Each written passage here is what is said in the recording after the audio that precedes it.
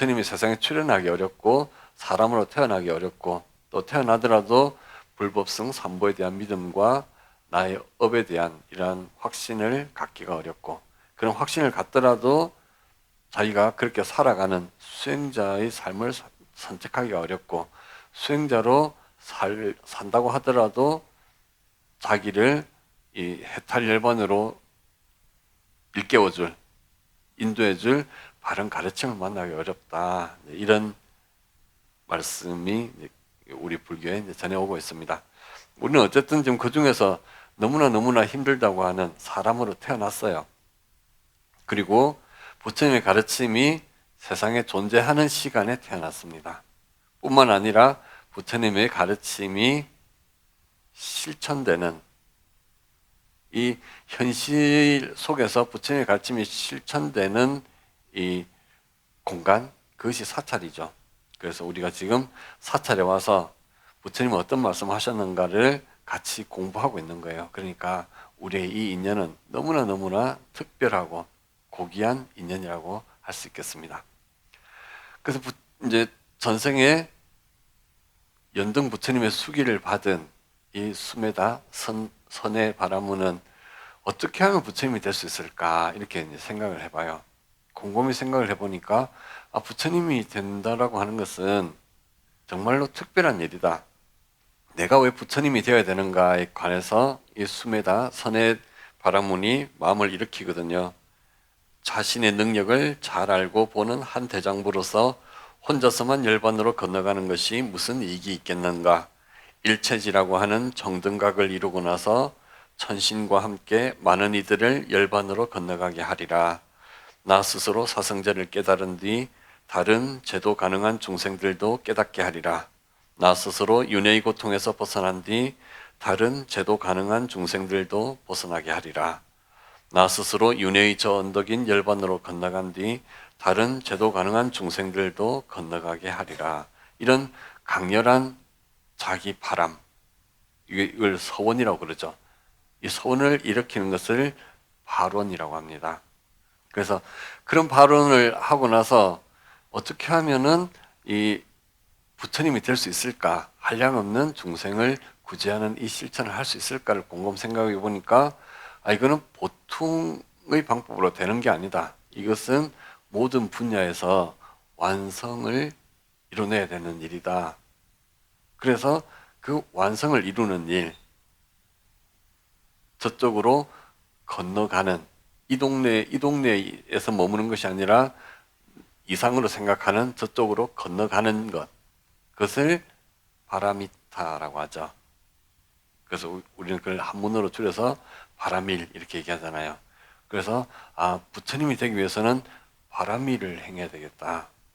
그래서 10가지 바라밀을 심사숙고해서 10가지 바라밀을 생각하게 됩니다.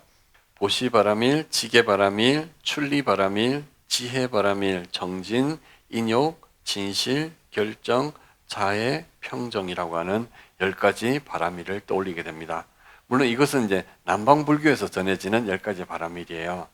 그러니까 초기 불교식의 10가지 바라밀이고 이것이 나중에 불교가 점점 이론적으로 더 확대되고 정리되면서 대승불교에서는 10가지 바라밀로 해서 우리가 잘 아는 6바라밀 있죠.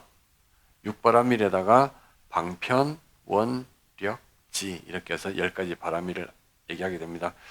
6바라밀은 우리가 다 외우고 계실 텐데 한번 해볼까요? 첫 번째가 보시바라밀, 두 번째는 지게바라밀, 세 번째는 인욕바라밀, 네 번째는 정진바라밀, 다섯 번째는요 선정바라밀, 여섯 번째는 반야바라밀입니다. 네, 제가 여섯 번째를 반야바라밀이라고 말씀드린 것은 우리가 그냥 보통 지혜바라밀 이렇게 얘기하는데 근데 반야바라밀이고 일곱 번째는 방편바라밀, 여덟 번째는 원, 우리가 이제 발원하는 거, 이 원바라밀이고 아홉 번째는 력, 힘력자예요. 그래서 이 발원한 것을 실천해서 현실로 만들어내는 것이 바로 이 력바라밀입니다. 그리고 열 번째가 지바라밀이에요. 그래서 여섯 번째 반야바라밀은 한자로 하면 해바라밀이고, 열 번째가 지바라밀. 이 두 가지를 합치면 지해가 되죠. 그래서 여섯 번째 바라밀을 지혜바라밀이라고 하기보다도 반야바라밀이라고. 그래서 대승불교에서는, 우리 특히 반야경에서는 여섯 번째 바라밀을 다 반야바라밀이라고 표현을 하고 있습니다. 이 반야라고 하는 것은 존재의 실상을 꿰뚫어 보는 것이고, 그렇게 해서 우리가 그동안에 많이 반복을 했지만 일체가 무상한 것이고 실체가 없는 무아이고 공이라고 하는 것을 통찰하는 것, 이것이 반야입니다. 그 통찰을 바탕으로 해서 이 세상을 살아가면서 한량없는 중생을 구제하면서 익히게 되는 이런 능력들이 있죠. 그래서 일체가 무상이고 무아라고 하는 것을 바라보는 그 지혜가 있고, 또 한량없는 중생을 구제하면서 중생을 구제하는 능력의 지혜가 있어요. 이걸 다 갖춘 분이 바로 부처님이라고 그러거든요. 그래서 그 지혜가 바로 열 번째 지바라밀에 들어갑니다. 그래서 이제 이 수메다 바라문은 이 10가지 바라밀을 실천해야 되겠구나, 이렇게 이제 마음을 먹게 돼요. 그렇게 마음을 먹으니까 이 세상이 또 막 진동을 합니다. 그러니까 사람들이 깜짝 놀라서 물어봐요. 누구한테 물어볼까요? 연등 부처님한테 물어봐요. 부처님, 이게 뭔 일이에요? 세상에 지금 또 지진이 막 나네요. 라고 하니까 연등 부처님께서 저 선해 바라문이, 저 선해 동자, 선해 바라문이 드디어 어떻게 하면 내가 붓다가 될 것인가를 심사숙고해서 10가지 바라밀을 숙고했기 때문에, 그래서 수메다는 앞으로 그 길을 갈 거기 때문에, 그래서 이 세상이 그렇게 동요하는 것이다, 흔들리는 것이다, 이렇게 얘기를 합니다. 그래서 사람들이 이 수메다 선해 동자에게, 선해 바라문에게 공양을 올리고 찬탄을 하고, 그래서 수메다 바라문은 히말라야로 들어가게 됩니다. 그러면서 이제 다양한 보살행을 실천하게 되는데, 그 중에서 보시와 관련해서는 굉장히 많은 보시행이 나와요. 보시행이 나오는데 그 중에서 뭐 몇 가지 얘기를 하자면은, 어느 생에서는 왕자로 태어났어요. 왕자로 태어났는데 길을 가다가 보니까 호랑이 가족을 만났어요. 그 호랑이 가족을 만나가지고 어머 무서워라 이렇게 하는데, 호랑이가 가만 보니까 기진맥진해서 꼼짝을 못 하는 거예요. 다들 너무 굶어가지고. 그래가지고 이 어미 호랑이가 아휴 나라도 살아야지 이러면서 그 새끼 호랑이를 잡아 먹으려고 하는 거예요. 그 옛날 그 시절에는 사람하고 호랑이도 말이 통했나 봐요. 우리 옛날 이야기에도 사람하고 호랑이가 말이 통하잖아요. 어흥 하면서 너 왜 왔어? 혹은 뭐 어흥 하면서 또 갈라주면 안 잡아먹지 뭐 이렇게, 어떻게 그렇게 말이 통했는지 모르겠어요. 요즘 말이 잘 안 통하던데. 어쨌든 그렇게 이제 호랑이가 막 새끼를 잡아먹으려고 하니까 이 왕자가 물어봤죠. 야 호랑이야, 너 왜 새끼를 잡아먹으려고 그래? 내가 너무 배가 고파서 안 되겠어. 얘라도 먹어야지. 내가 일단 살고 봐야 되는 거 아니야? 이렇게 하니까 왕자가 잠시 망설이더니, 야 그러지 말고 차라리 나를 먹는 게 어때? 그러니까 호랑이가 웃기시네. 다들 말은 그렇게 할 수 있을지 몰라도 남을 위해서 자기를 희생하는 사람이 어딨어. 너 괜히 그렇게 말만 하고 그러면 내 마음이 더 아파. 그냥 내 새끼라도 먹을래. 이러니까 왕자가 아니야 나 뻥 아니야 이러면서 그 근처 언덕으로 올라가서 거기서 투신을 해요. 그거를 이제 호랑이가 먹고 호랑이가 새끼들을 또 돌볼 수 있게 되고 그랬다는 얘기가 이 자타카 부처님 전생 이야기에 있습니다. 우리 관념으로는 그건 하면 안 되는 일이죠. 아니 어떻게 자기가 살아야지. 그리고 또 설령 혹시나 뭐 한다고 하더라도, 아니 다른 사람을 수없이 많은 사람을 살리기 위해서 자기를 희생하는 거, 그거는 그분은 정말 영웅적인 분이고 정말 고귀한 희생을 하신 분이에요. 이렇게 말할 수 있겠지만 아니 호랑이 가족을 호랑이 새끼를 살리려고 그 호랑이 크면 혹시나 사람을 또 해칠 수도 있는데 굳이 막 이런 생각을 하게 되겠죠. 우리는 보통 그렇게 생각할 겁니다. 근데 이 부처님의 전생 이야기 속에서는 부처님은 그렇게 앞뒤를 재면서 하시는 분이 아니에요. 이거 해야 되겠어. 저 꼴은 내가 마음이 아파서 눈 뜨고는 못 보겠어라고 하면 그냥 그렇게 하는 분인 거예요. 이게 참 우리랑 다르다. 우리는 이렇게 계산 잘 못하는 척 하면서도 계산 다 하고 사는데 부처님은 정말 계산 잘 못하고 사시는구나. 이런 생각을 하게 됩니다. 그래서 부처님이 사실은 계산을 못하는 게 아니고 부처님이 중요하게 생각하시는 거 하고 우리가 중요하게 생각하는 게 다른 거예요. 우리가 중요하게 생각하는 것은 나의 안전, 나의 행복, 나의 건강, 나의 미래, 나의 명예 뭐 이런 것들이죠. 다 나와 관계가 있습니다. 근데 이 나를 더 이상 유지할 수 없을 때는 그나마 나를 좀 더 확대시킨 우리를 위해서 나를 희생하는 것 이렇게 이제 우리는 선택을 하는데 부처님께서는 그냥 생명가치 그러니까 우리가 모두가 다 분리할 수 없는 생명으로서 이 생명을 살리는 것이 나를 살리는 것이다 라고 하는 그런 가치를 갖고 계시는 것 같아요.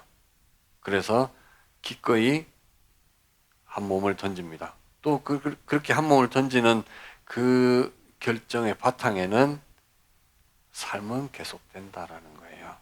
우리는 이번 생이 끝나면 끝이지라고 하는 심지어 우리가 절에 다니면서도 이번 생이 끝나고 다음 생이 어떻게 될지 우리가 어떻게 알아 이렇게 하면서 이